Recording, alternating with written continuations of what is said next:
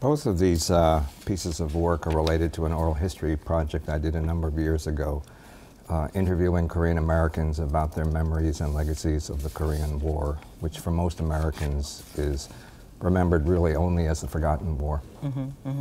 And we have some pictures, in fact, that we're going to show that show some of the images from one of the collections. Tell us briefly about what we're seeing.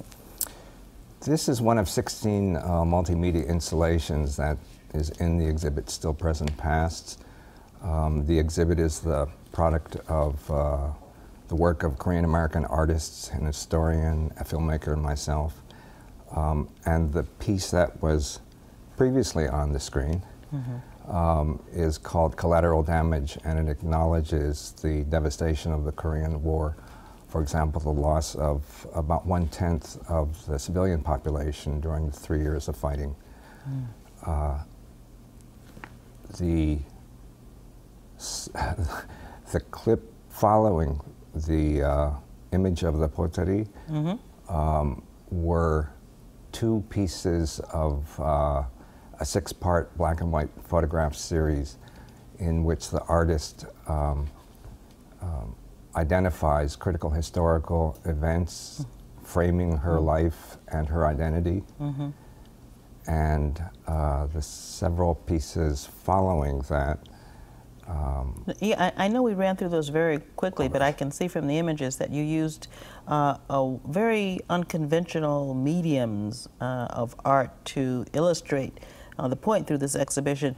What were some of the different types of medium you used, and why did you choose those unconventional selections? The challenge of the exhibit was to find a way to embed in it oral history reflections from the project that I had done before we began to design the exhibit, and our purpose was to try to evoke in visitors to the exhibit their own memories and remembrances from the Korean War period. So it's designed to be interactive. Very interactive. The puzzle that you saw invites visitors to add to the collective memory of the war by identifying some of their own experiences to fill in the puzzle of what this unspoken past has meant for Korean Americans.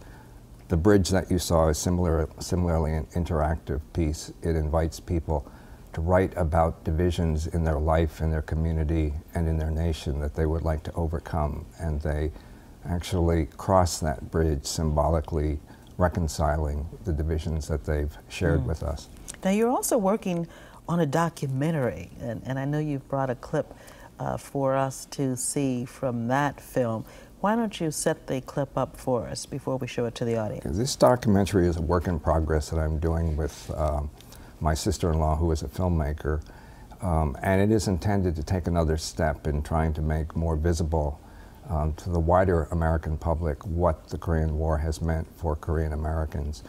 The two people that you'll be introduced to in this very brief clip are a man who, during the war, had several brothers and sisters who actually fled to the north, the communist portion of the Korean Peninsula. He was living in the south, and when his brothers and sister left, he became fearful that he would be stigmatized as a communist sympathizer. And so for the next 50 years, he actually hid his identity as a member of a family that had relatives in the north. In the clip, he talks about what it meant to be able to be reconnected with his lost brothers and sisters. All right, let's take a look at the clip. 말이 나오지 않고 그냥 눈물만 나오고 다가가서 그냥 끌어안는 것밖에는 없었죠.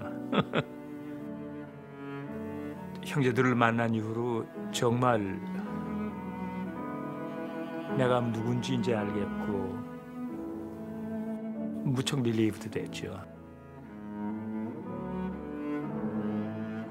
The Cold War has ended, the Soviet Union is no more, but a divided Korea still exists. We've had our troops in Korea for 62 years, and we have 30,000 there now. 그러니까 여기서 자꾸 북한에 가면 빨갱이 하는데 와서 2번, 3번 이상 하면 완전히 빨갱이라고 그래. 그 소리 듣지 말고 많이 가서 대화하고 접촉하고 배우고 그게 필요하다고 생각해.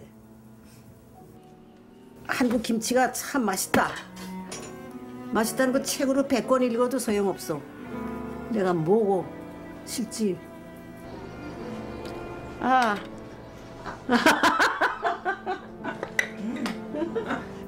먹어봐야 알아. 먹어봐야 알아.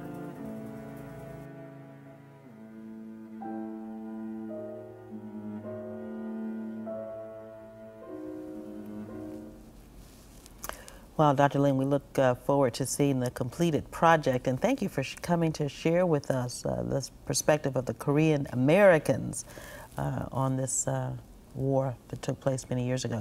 Thanks for having me. Okay. Now, to find out more about the film, make sure you see the website on your screen. Thanks so much for watching, everybody. We'll see you next week. Bye-bye.